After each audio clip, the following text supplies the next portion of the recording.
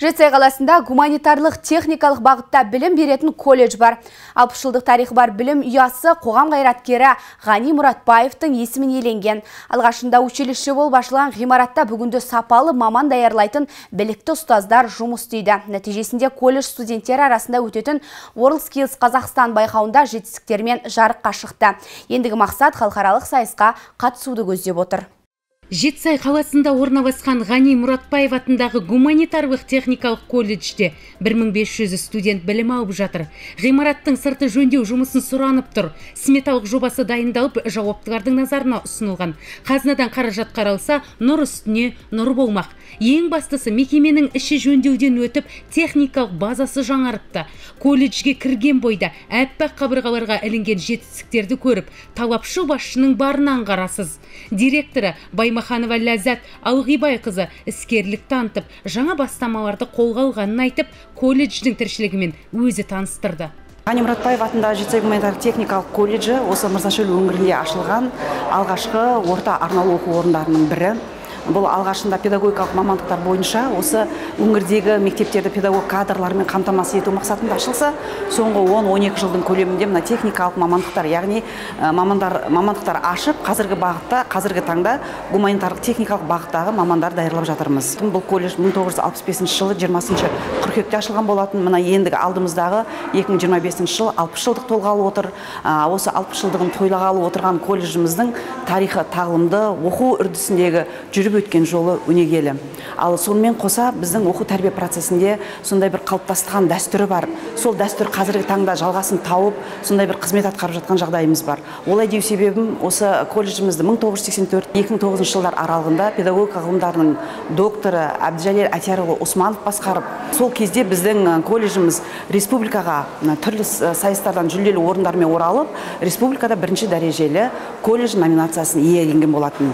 Ал енді сол бағытта біз қазіргі таңда ұстаздарымыз да, шәкірттеріміз де сол бағытта жұмыс жасап жатыр. Олай дейтін себебім, біздің осы кәсіби шеберлігі шыңдалған ұстаздарымыз, білімді шәкірттеріміз қазір республикада түрлі салаларда жүлделі орындармен оралуда. Армансыз адамды қанатсыз құсқа теңейді. Ал мақсатсыз адамды желкенсіз кемеге теңейді деп жатамыз. Мен олай деу себебім, біз ұжым болып алдымызға керемет мақсат қойып, қазіргі таңда жұмыс жасап жатырмыз. Ерекше тоқталғым келіп тұрғаны колледжіміздің келешектегі көрінісі. Ұлттық рейтингте алғашқы ондықта, ал аймақтық рейтингте үздік 3 колледждердің қатарына ену. Яғни біз республикаға біздің шәкірттеріміз, ұстаздарымыз республикалық сайыстардан жүлделі орындармен оралу, колледжімізді республикаға таныту, яғни республикада үздік 10 колледждардың қатарына ену болатын. Бізде Абайдың қара сөзі бар, мынандай керемет. Естілердің қатарына кірем десең, күніне бір рет, немесе жұмасына бір рет, болмағанда айына бір рет есеп бер дейді.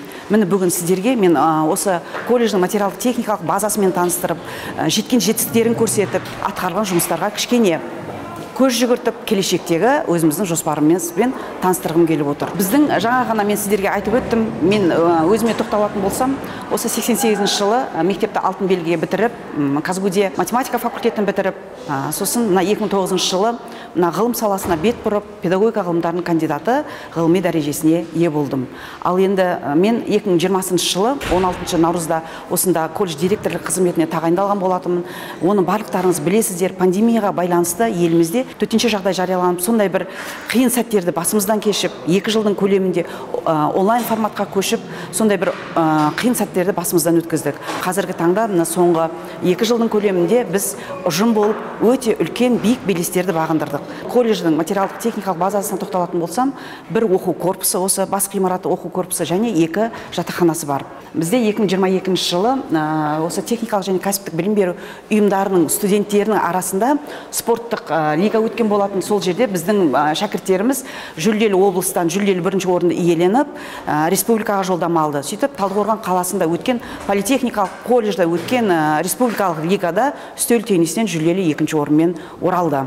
Сонымен қоса, қазір білесіздер, пікірталас сайысына өте қатты көңіл бөлуде, себебі студент өзінің ойын еркін айта алу керек, шешендік шеберлігін дамытуымыз керек. Міне соны мен қазір айтқалы отырған біздің жалын фракциясы осы дебаттық сайыста облыста 4 дүркін чемпион атанып, осы 2023-тің қараша айында республикада техникалық және кәсіптік білім беру ұйымдарының студенттерінің арасында дебаттық қозғалыстан жүлделі бірінші орынмен оралды.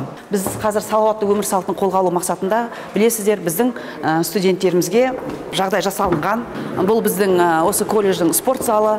Қазіргі таңда бізде дене тәрбиесі және спорт мамандығы бойынша мамандар даярлаймыз. Сол студенттердің барлығы осында шынығып, өздерінің сабақтарын осында өтетін болады. Ал енді қазір осы соңғы 2 жылда бізде спорттық инвентарларға қатты көңіл бөліп, қазіргі таңда барлық студенттерге қажетті құрал жабдықтармен жабдықтап жатқан жағдайымыз бар. Енді осымен танысып өтсеңіздер, міне біздің алған дүниелеріміз, құрал жабдықтарымыз қазір үстел теннисі, сосын мынандай жабдықтар алынды. Бұл 2022 жылы жабдықталған STEM кабинет. Қазір барлықтарыңыз білесіздер, заманға сай, өмір ағымынан қалмай осындай кабинеттерді жабдықтау керек, студенттерімізге жағдай жасау керек.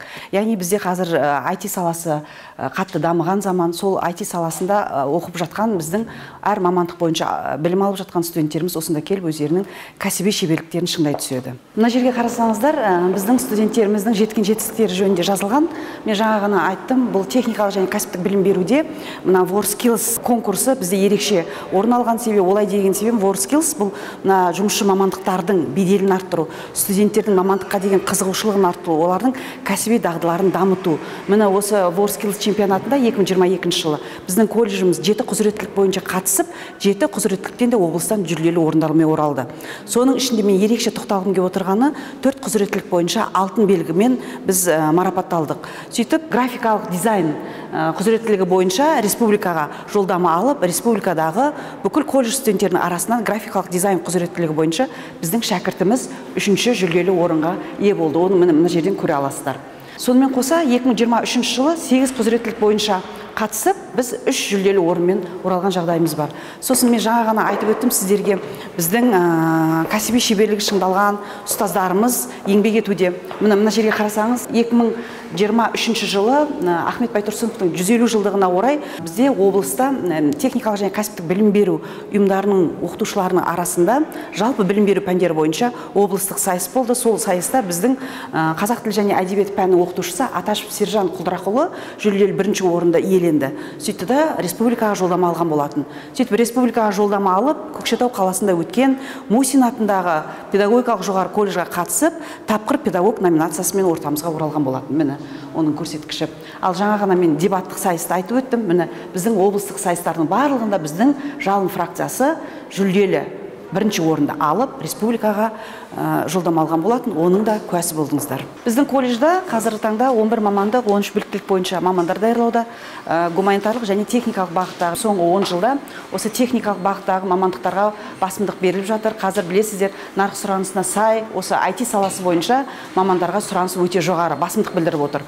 Қазіргі бөлініп жатқан мемлекет тарапынан бөлініп жатқан грантта да осы IT саласына, яғни техникалық мамандықтарға басымдық орындарын беріліп жатыр. Ал енді бұл жерде бізде STEM лаборатория, бұл STEM лабораторияны ашқандағы мақсатымыз, мен жаңа ғана айтып өттім, біздің студенттеріміздің өзінің білімдерін көрсететін WorldSkills чемпионаты бар. Облыс бойынша және республика бойынша. Сол облыс бойынша біз IT саласы бойынша 6 құзыреттіліктен осы 2024 жылы қатысқалы отырмыз. Сол 6 құзыреттіліктегі баратын балаларымыз осында бос уақытында қазір чемпионатқа дайындалу сәтінен көрініс көретін боласыздар. Қазіргі таңда міне Фатима жұмыс жасап жатыр. WorldSkills несіне чемпионатына қатысатын боламыз. Қазіргі таңда мына бұйымды біздің студенттеріміз құйып шығарды. Барлық қызмет автоматтандырылған. Яғни мына біздің IT саласы, соның ішінде робототехника қатты дамып жатқан барлығымызға белгілі. Ал енді осы біздің мына кабинетімізде осы роботтарға ерекше көңіл бөлінген, себебі біз WorldSkills чемпионатында осы IT саласы бойынша қатысамыз.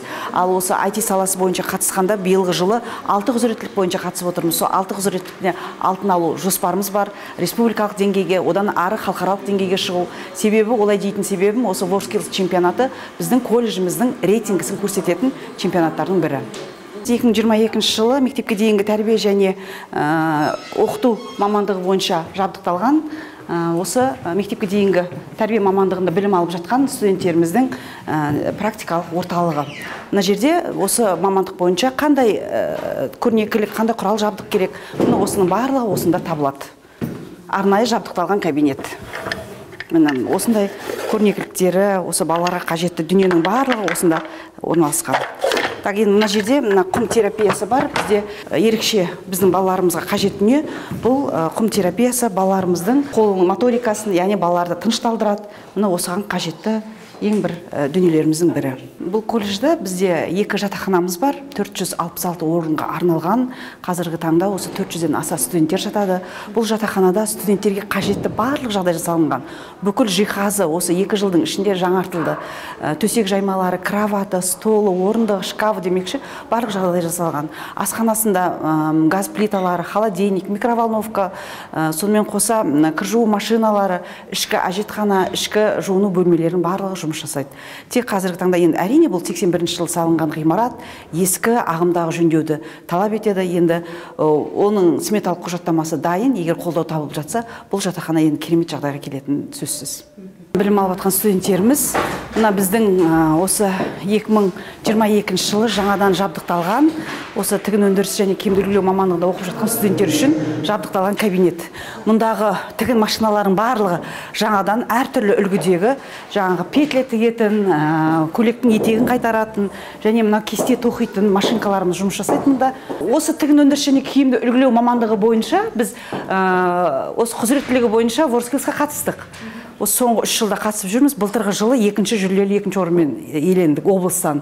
Енді биылғы жылы біз облыстан алтын аламыз деген үмітпен қазір біздің сол құзыреттілік бойынша қатысатын студентімізді Шымкенттегі жеңіл өнеркәсіп колледжімен меморандумға тұрып, қазір біздің студентіміз ұстазымен бірге, жетекшісімен бірге 3 апта сол жерде іс тәжірибе алмасып келді. 3 апта іс тәжірибе алмасып келді. Неге ол колледжға жіберіп отырмын мен? Ол колледжға жібергенім, олар биылғы 2023 жылы республикадан алтын алып Францияға жолдама алып отыр. Халықаралық деңгейге шыққалы отыр ол кісілер. Міне сол кісілердің іс тәжірибесі мықты деп, біз өзіміздің шәкіртімізді, ұстазымызды сол жаққа 3 апталық іс тәжірибе алмасу жіберіп, қазіргі таңда білім алуда студенттеріміз осында. Ой, өрнек, 1, 2, 3, 4, 1, 2, 3, 4, 1, 2, 3, 4, 1, 2, 3, 4. Қолымыз білезік, қыз бала қолы сұлу болу керек. 1, 2, 3, 4, 1, 2, 3, 4. Ғани Мұратбаев атындағы жетісай гуманитарлық техникалық колледжінде қазіргі таңда 1,5 мыңға жуық студенттер білім алуда. Сонымен қоса 200-ге жуық қызметкерлер қызмет етуде. Бізде қазіргі таңда гуманитарлық және техникалық бағыттағы мамандықтар бойынша мамандар даярланып жатыр. Қазір барлықтарыңыз білесіздер, мемлекет тарапынан осы колледждарға мемлекеттік гранттар көптеп бөлінуде. Осы әрбір мемлекеттен жасалған жағдайды сіздерді пайдалануға шақырамын.